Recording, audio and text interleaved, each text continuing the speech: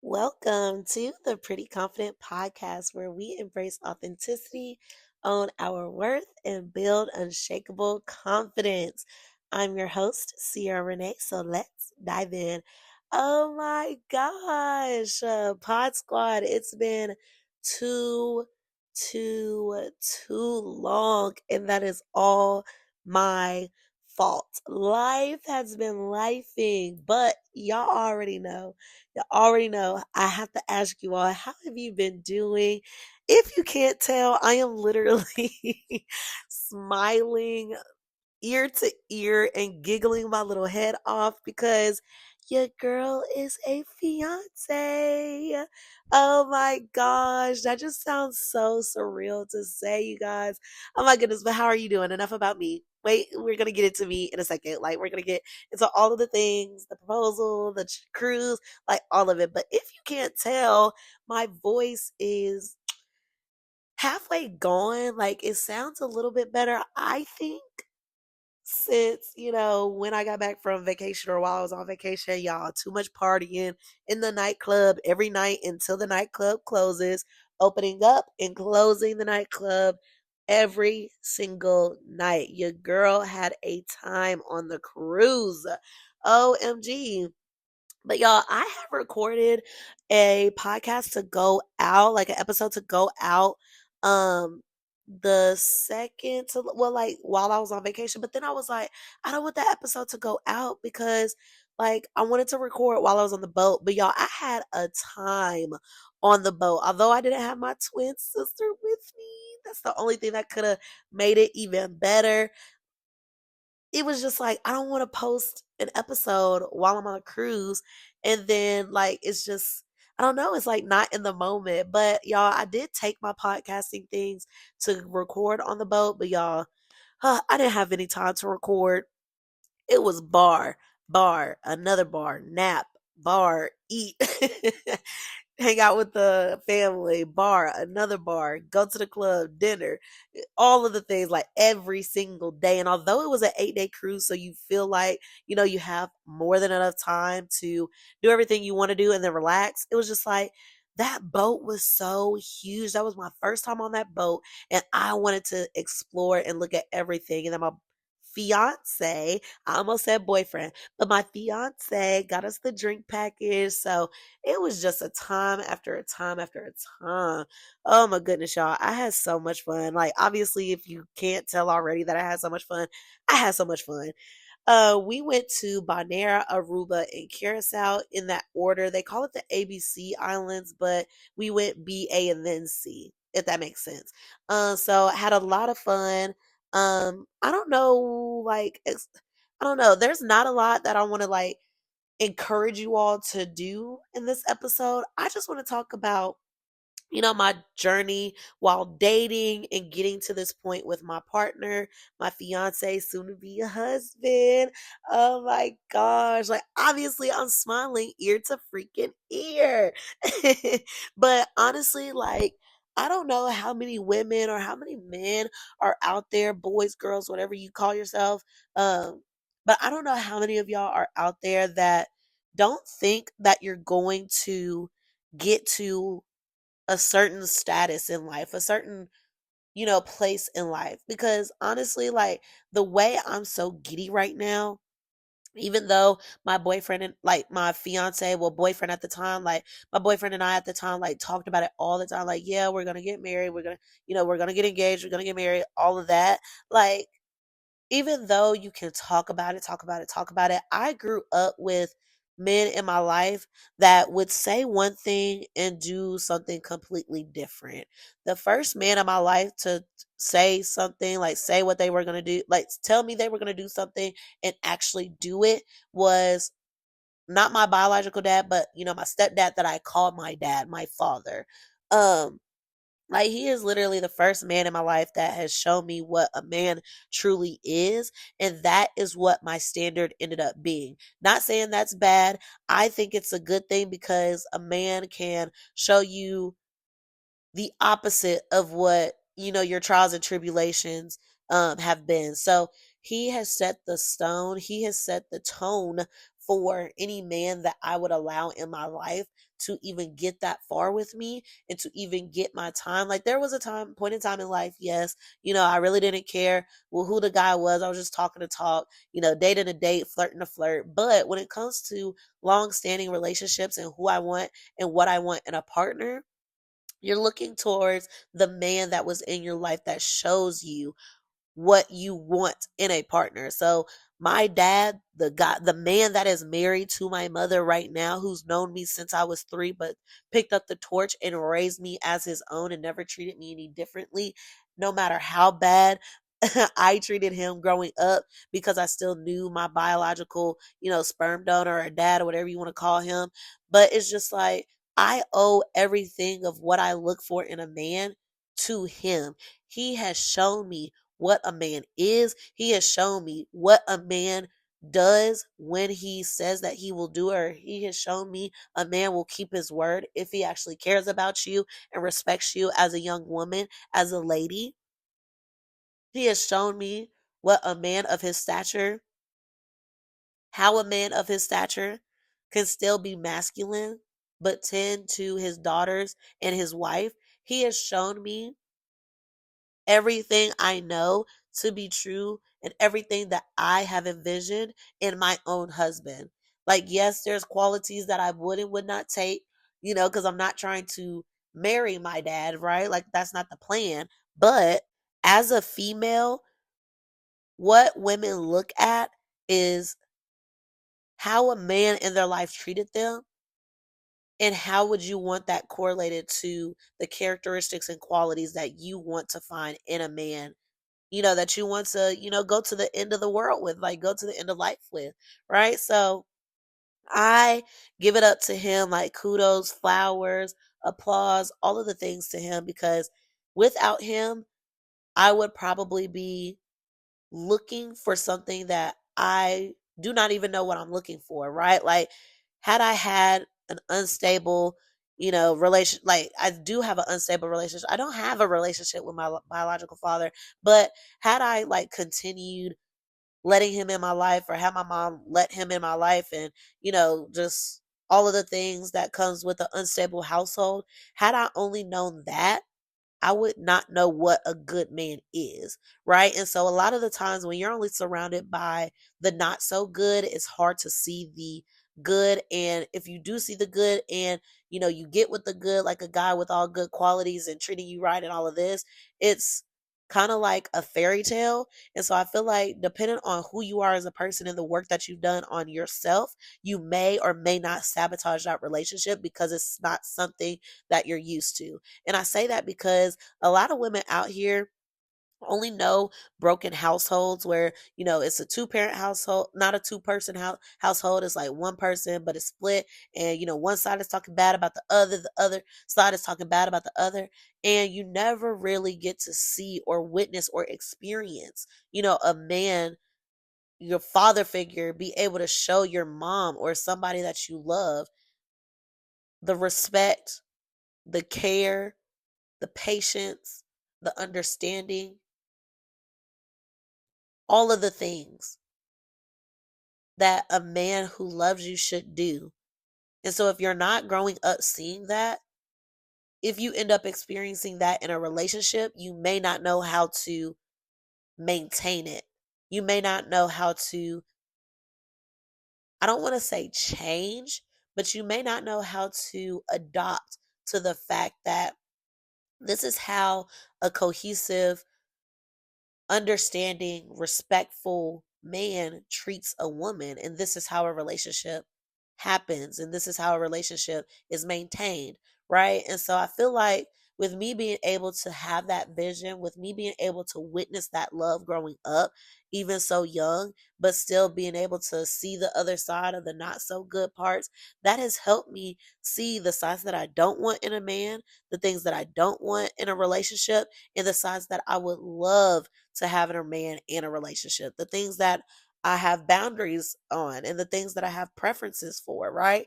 And so if you're not doing the self-worth, if you're not doing, yourself the justice that you deserve, you are never going to understand how to maintain a relationship if you do not understand where this person is coming from, being willing to adapt to who that person is and who the relationship is making you out to be. Because you can be toxic all you want, and a good man will still try to be with you until you start to rub off on him. I hope.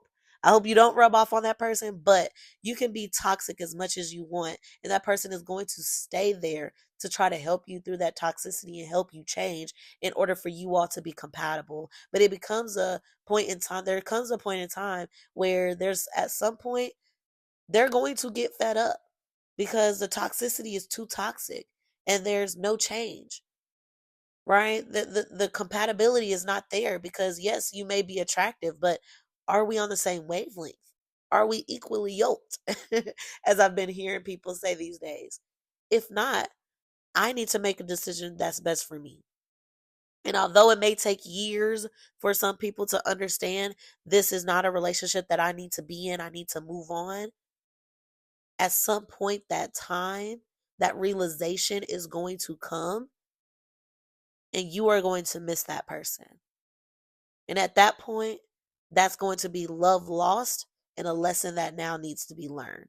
But if you don't look at it that way, you may, still lean on the toxicity side and be like, oh, well, they weren't meant for me. No way. Yada, yada, yada. Like, it's just, I don't know. It's like, I'm done with that mindset.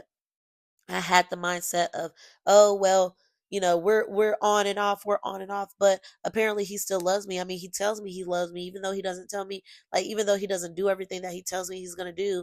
I mean, even though we talk and don't talk and, split up for a little bit and then he calls me and then, asks me, oh, you can't call him. That is toxic. That is toxic. And so when you start putting the puzzle pieces together, understanding that this is where this is stemming from, I need to change this because it came to a realization. I had to come to a realization like, okay, this relationship is reminding me of a relationship that I did not have with my biological father, but what it would have looked like if he was still in my life today. And the reason that I know that is because my mom tried. She literally tried. She sat through the nights that we cried because our biological father did not come get us on his weekends. She sat through the nights where we cried when he wasn't calling or he wasn't texting or anything. And so when you get so hung up in your daddy issues as a female, you start to look for that same guy that your father was in another man, but not realizing that that is the opposite of what you need. That is the opposite of what you should want for yourself. I deserved better. I have better.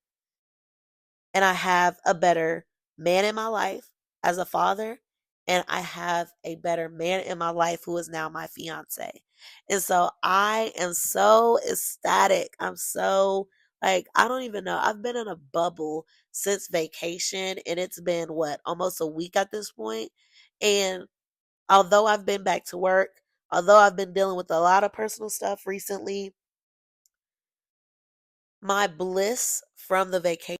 Sorry, y'all, somebody called me, but I am still in a bliss from the vacation. And although I've been, back at work, I've been, dealing with personal stuff, already, it's just like there's just nothing that can take me out of the bliss that I am in of getting proposed to, of saying yes, of being a fiance, and now about to start planning my wedding. Like, that is just something that I had gave up on. And I don't want to start crying because it is so, like, it's so insane. Like, I literally gave up on love at some point.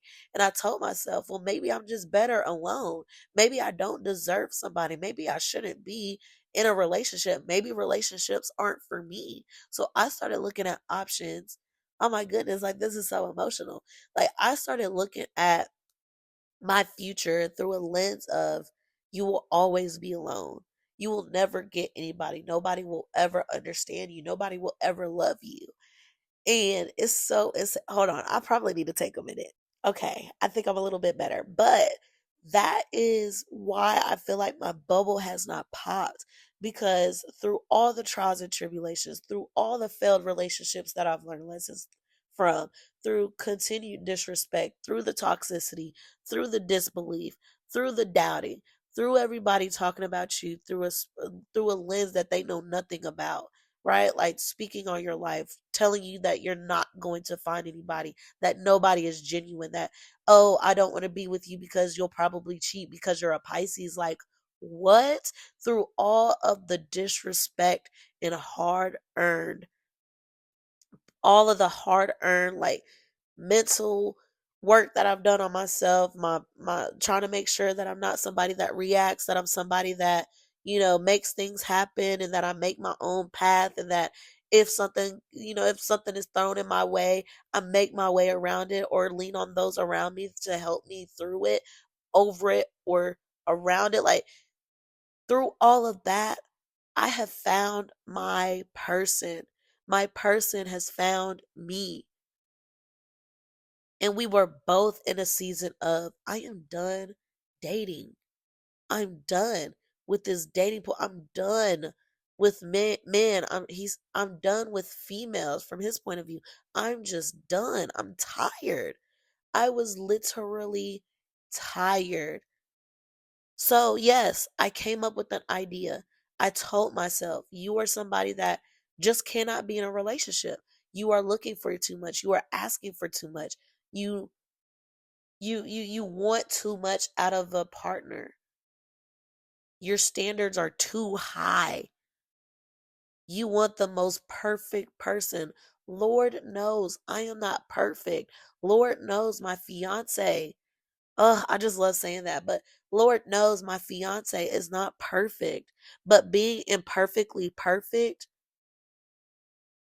that is what brought us together. Or being perfectly imperfect, whatever you want, however you want to say it. I see it both ways. That is what's brought us together.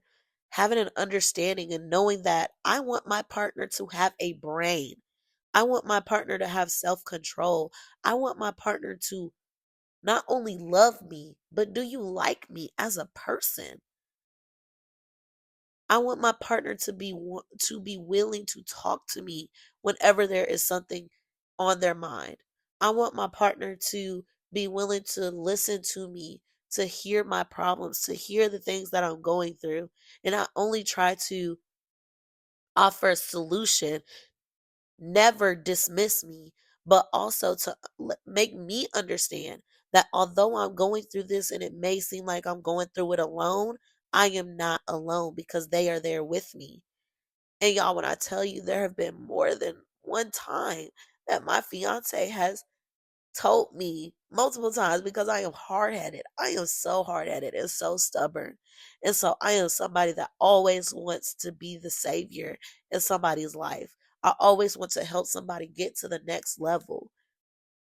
Right. And so when we were having these conversations and I was telling him, I am going to help you. I am going to help you. I am going to help you. He saw that and he was like, well, then who's helping you? Where are you at? What does helping me put on your plate? It's just so freaking, like, it's so insane to have somebody see me, and not only see me for what I am doing for them, but see me in a way that they are doing for me, but what are they doing for themselves? And the stuff that they are taking on because of me, how is that? How is that how is that affecting them in their life and what they got going on? Because he saw my hand out so many times trying to help him.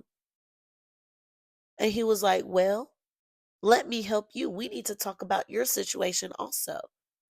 So that is why my relationship works, because we put each other first. You may hear all the time, oh, put yourself first, because at the end of the day, the other person is going to choose themselves. I know I don't have to choose myself because he is going to choose me.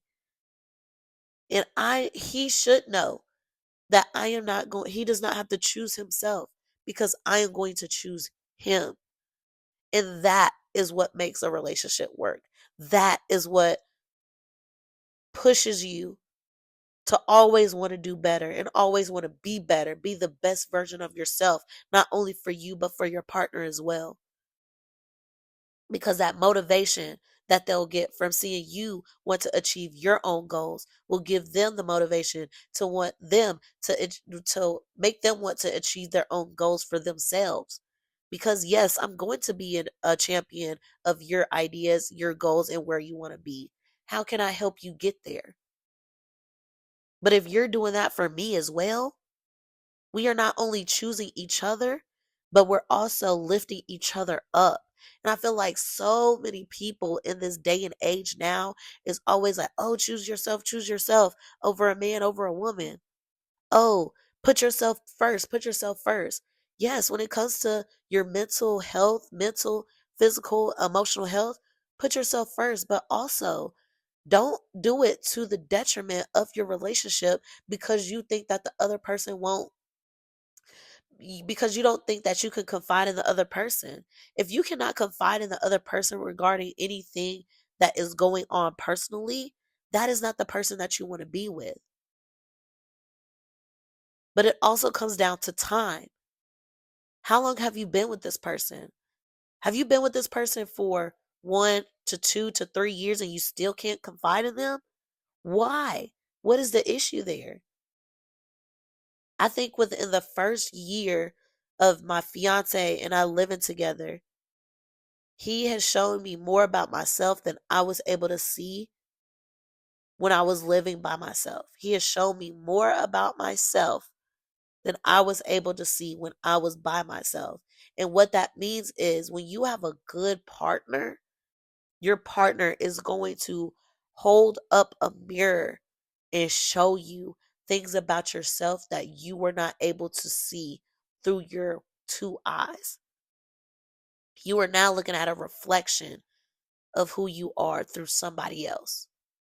There was so many things, and there are still things that challenges me to be a better partner. And it's not to say, oh, I don't want to change. This is making me change. This is, oh, I see that this is something that I need to work on personally. If I want to be the best version for myself and be the best version or be the best partner that my fiance deserves, I'm going to work on that. Not only for his sake, but for my sake as well. There have been so many things I've worked on internally, him too, and I can see it. Other people can see it. And that is what you want. I don't want somebody to be like, "Oh, I'm going to give you the energy you give me." What? We are not going to get anywhere. We are not going to go anywhere with that. When one person is given bad energy, when one person has an attitude, the other person is, we need to sit the heck down in front of each other and figure out what the heck is going on. What is going on? I am here. We are a team. It is me and you against the problem, not me against you. If I am ever against you, that means we are on opposing teams. So we are no longer together. Because to get through this thing called life, we have to be on each other's team. It's us against the world. Who we y'all? I didn't even know I was gonna get emotional today. I didn't even know that this is like what I wanted to get off my chest, but it's just so it's just so amazing. It's so freeing. It's so gratifying and satisfying to know that somebody is out there. Somebody was out there willing to give me their all, willing, willing to propose to me and commit to me for life. When there was a time where I truly gave up on that and said, there is nobody out there for me. All these people on this planet, there is nobody out there for me. I am too difficult to deal with. I am too snobby, let some people tell it. I'm too spoiled, let other people tell it. My standards are too high. Right? There was so many, like I literally gave up. Literally. And it's just so crazy to say. I gave up and I am a fiance now. I did not give up once in my relationship. We kept fighting together. And that is what's going to keep pushing us forward. Not only the love, not only the attraction, but the willingness to continue to put your best foot forward for the relationship, for yourself, and for your partner. But yeah, let's get into the happiness of it all. I just got like super deep and super like emotional. But y'all, he proposed to me in Aruba. And I almost died that day. Not almost, but like figuratively, like maybe possibility. I don't know. I almost died. I was literally on a jet ski with somebody else and we fell off the jet ski. We were not going fast whatsoever. My fiance took my brother on a jet ski and he was going fast as heck and did not fall. But then I get on there and I'm going, medium, moderate, slow, and I fall off the darn jet ski. Oh Lord, it was so crazy. So first off, the people there was rude. Second off, they moved our reservation up and we did not authorize that, but they were like, well, if you don't come, you're gonna lose your jet ski excursion. Okay, F you, and we're never gonna do this again next year. So or again ever. But it is what it is. He proposed when we were in the ocean. Apparently he had a whole nother plan for the proposal. Like he was gonna propose like we were on the jet ski or like while we were getting off the jet ski, but how everything was working, it was just so messed up. Like the order of whoever was going, it was just so crazy. So it ended up being split up, but then got in the ocean just to like stand in the ocean because your girl cannot swim. And, I felt like it was about to happen, but I didn't know for sure. So I was like, okay, maybe this is about to happen. But then when I turned around, he turned me around and he was like, oh, snap, hold on, wait, I dropped something. So I'm thinking it's his diamond earrings that he had just gotten and they like the back kept falling off. So I was like, oh, snap, he dropped his earring. I'm over here about to like, oh my gosh, can somebody give me their goggles so I can look in the water to help him find his earring? He came back out the water with the ring and said, will you marry me? And oh my gosh, even though your girl knew it was coming up, I was still surprised. Your girl was crying. And obviously, I said yes to my knight in shining armor. Knight in shining armor.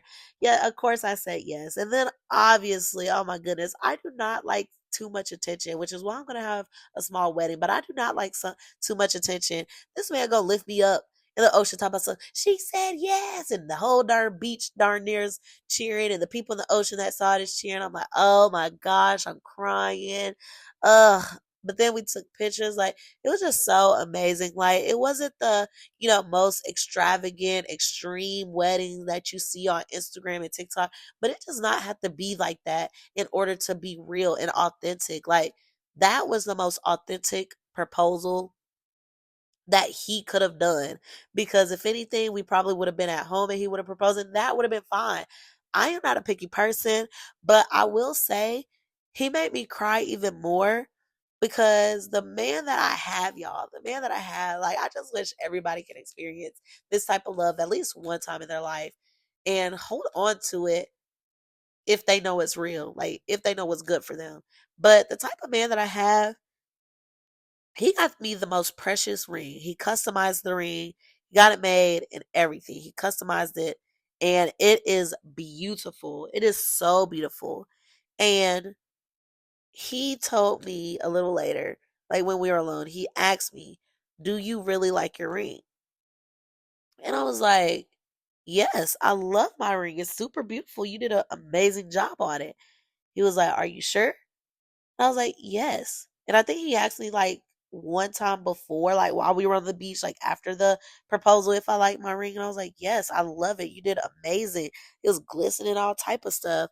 But then like when we got alone and he asked again, I was like, what's wrong? Like, do you think I don't like it? Do you think my reaction was not genuine? Like, what is it? He was like, no, I just really wanted to make sure you like the ring that you have because I've been killing myself, with holding on to the information, holding on to how it looks and everything. And I killed myself also paying my card off. So that way, if you didn't like it, I would have went and got you a brand new ring, the ring that you actually like and want. And y'all, like it's even making me tear up now. Like that is the type of man that I have. It's just so crazy because I am not a materialistic person. And that is one thing that I pride myself on because there's so many materialistic people out here that is looking for the, oh, well, what can I flash and show people? I don't want anybody to see my ring, not from an embarrassment standpoint, because baby, I am anything but embarrassed, but because this is the closest thing that it is so close to my heart because it means so much to me. And when something means so much to you, you want to protect it at all costs. And like I said, I'm not embarrassed by my ring whatsoever. I love my ring so much. Like, even when I'm not going out of the house, I'm putting this thing on as soon as I wake up. As soon as I do my face routine, wake up, get prepped for the day, and put on my hand cream, my ring is going on, even if I'm not leaving the apartment, other than to walk the dogs. I love my ring. I cannot stop looking at it. I look at it and I smile. And I think that is the thing that brings the most joy to me. Whatever I do, whatever I have, most of the time, if it has a meaning, I'm not getting rid of it. And this meaning behind this ring is too much to give up. So as I'm talking about this right now, I'm thinking the meaning behind this ring means so much. He put time, he put thought, he put care, he put love into making this ring customizable to me, who I am, and how he wants to see the ring on my finger. And it is so beautiful.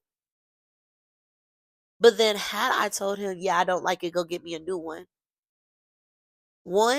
I feel like that would have definitely stained our relationship. And two, what is the meaning behind that new ring? Oh, I didn't like the ring that he got me at first. So I told him I didn't like it and he went and got me a brand new ring. That is just so like ew. And I say ew because I know people like that. I've witnessed people be like that. My first ring is more than what other people can say about their first rings. My parents tell me multiple times, yeah, I got her a ring from Walmart when I first proposed to her. I just upgraded her ring 10, 11, 12, 15 years later. Right? Like, that is what it means to love somebody, not for what they can give you, but for what that person means to you and what their gesture means. And that is how I wish and I hope I raise my children. It is not about the materialistic things.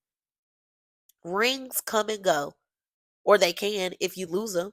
There's so many ads that I've seen, so many people that I've seen that, oh, yeah, I lost my engagement ring. So we go with, a 50 or $100 ring whenever we go on vacation. I am going to cherish this ring until he decides he wants to upgrade it, until I decide I want to upgrade. But this being my first ring, for him to pay upward towards $5,000 for my first ring, baby, you ain't gonna hear nothing out of me. And there's nothing to hear out of me because I love the ring. If I have to, the only thing I would change is the size being a little bit bigger because my hands do like swell. My fingers swell sometimes. So sometimes it's, a little tight. So other times it's not. But that is the only thing I would change about my ring is just a little bit more snuggle room in there. Y'all, my ring is so beautiful. If you have me on socials, then you've definitely seen it already. But I have literally the best man in the world. And I am just so excited to say that he will one day be my husband. And today, as we speak, as I as I live, breathe, eat, and sleep at the moment, he is my fiance. And it is just so heartwarming to know that somebody is as committed to me as I am to them. There was so many times where I could tell I liked the boy more than he liked me. My fiance and I, we are equally crazy over each other. Oh my goodness. I love that man so much, y'all. But I'm gonna tell y'all a quick, like, funny story because it was so insane that this person reached out to me. And I think I should share it. Like, he already knows about it. But, I posted a picture of my ring on Instagram and I tagged the Married Next Year song by Rod Wave, and all I commented, or like all I captioned, was like a ring emoji, and that was it. And everybody was saying congratulations, congratulations, congratulations. And then obviously I posted it on my story too, because duh, if you're not seeing it on your timeline, you're going to see it when you watch my story. So why did somebody from high school slide up talking about some, this isn't an engagement ring, is it? It is like, ooh, what do you mean? Like, why would I post a picture with my ring on my ring finger, and then with the song that indicates that I'm getting married next year? Like, who would do that? I don't know. So I've responded back. I be instigating. Me and my fiance both instigate a lot. So I messaged back. I said it is. He was like, "Oh wow, congratulations, I guess."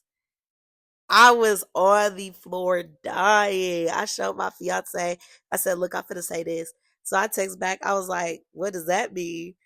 Because I'm trying to figure out, like, what you mean. Like, I haven't talked to you. I never dated you. I never kissed you. I never had any sexual relation with you. Like, what is what's tea? What is tea right now? So when I said, what? I said, "What does that mean?" He was like, "Oh, nothing." So I laughed at the message. He was like, "Congratulations." I just laughed at the message. I said, "Oh, thanks." And he was like, "Why you laugh?" I was like, "No reason." He was like, "Are you ready for that?" I was like, "That's why I said yes." Like, so many people will prey on your downfall and be watching you so that they can, figure out what's going on in your life. And I don't know, people be making up, I want to say, like, fantasies, like false realities in their head. Like, you have 3 children, you know, not bashing anything like what you got going on. You have 3 children. It's not my business to know if it's by the same female or not, but you have 3 children and you're worried about me being engaged. Huh?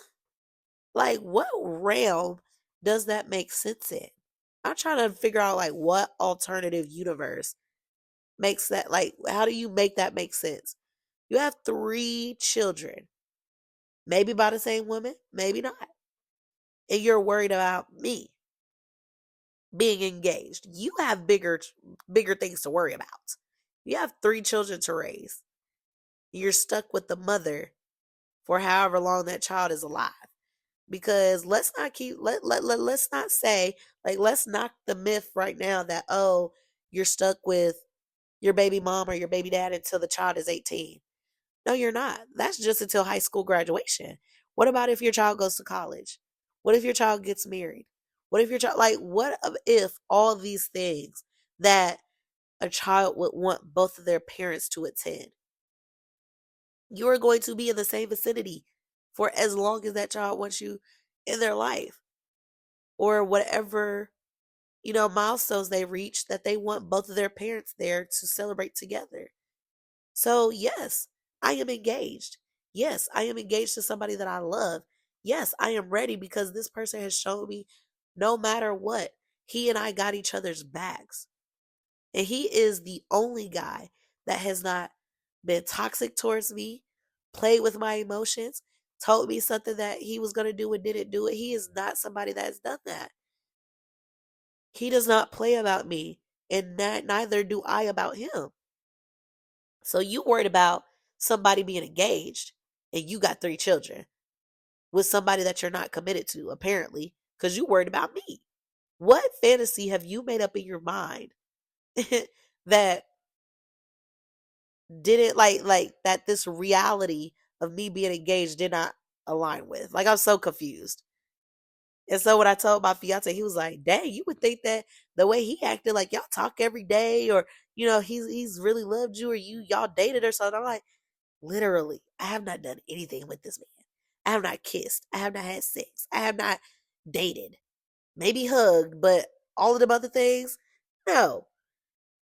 You would think a crazy ex would be more concerned about me being engaged than somebody that I ain't had no relationship with. Insane. But yeah, I guess my message in all of this, you all, is don't give up. Keep your head up. stay confident, stay resilient, and claim what you want. Tell God specifically what you want. Somebody told me that the other day. Tell him specifically what you want. Because I remember the exact prayer I prayed to him when my fiance came into my life. I told him, God, please take any and all distractions away. Remove anybody that is in my way that is not here for the right reasons, that will not serve me any good. Please make space in my life for somebody to be committed to, for me to be committed to somebody and them in turn be 100% committed to me. And I tell you, God works in amazing ways. He moved the toxic situationship that I had going on out of my life and replaced it. Not replace, I don't even want to say replace, but fulfilled that void with a committed man who was not playing when it came to meeting me, getting to know me, having real conversations before dating, all of the things, who wasn't worried about sex. That's the other thing. We talk so much about the first time we met on a cruise, on the cruise, no doubt. And I bet you when you hear that, you're like, oh, they must have effed around on the boat, like had sex, all types. No, I never saw the inside of his cabin, and he never saw the inside of mine. And that's however you want to think about it, okay? But no, for real, like we talk about it all the time. And I always ask, like I asked him, like, what do you want? Like, what are you striving for right now? Like talking to me, what are you trying to get out of me? Because I was so fed up. I'm like, go ahead and cut to the chase. If you just trying to fuck, just tell me that. I'm gonna tell you no, and then we gonna go our separate ways. But we was so down to earth and honest with each other from the very beginning. That only set our relationship up for success. And to know that this man has not played about me since the first day he met me is insane. It's insane. How many people can say that?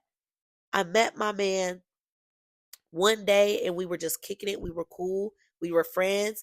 No friends with benefits. No, playing around, none of that. And we decided to get together, join unions, as they like to say. And we are now engaged. Since the first day I've been rocking with this person since I met them. And look at how far we've come.